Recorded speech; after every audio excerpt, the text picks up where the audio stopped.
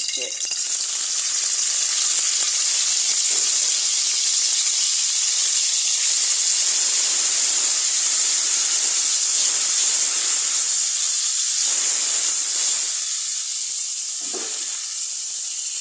আসসালামু আলাইকুম বন্ধুরা, সবাই কেমন আছো? বন্ধুরা, রুই মাছ, আলু আর কলমি শাক দিয়ে আজকে রান্না করবো। হলুদ মরিচ ধনিয়া দিয়ে দিলাম, আদা জিরা পেঁয়াজ লবণ আগে দিয়েছি।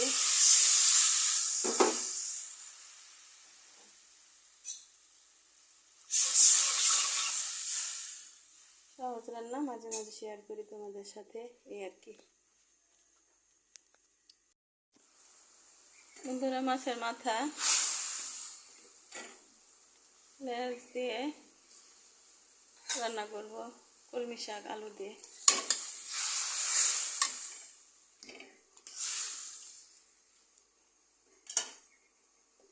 এই যে আলু দিয়ে দিলাম, গাছের আলু সিদ্ধ করে দিছি। কষা হলে পরে শাক দিয়ে দিব। মাছটা আলু কষানো হয়ে গেছে, মাছ আর আলু কষিয়ে নিয়েছি। এখন এই যে ধুয়ে রাখা কলমি শাক দিয়ে দেব। ধুয়ে রাখা কলমি শাক দিয়ে দিলাম। এখন ঢেকে দেবো, আস্তে আস্তে হতে থাকবে।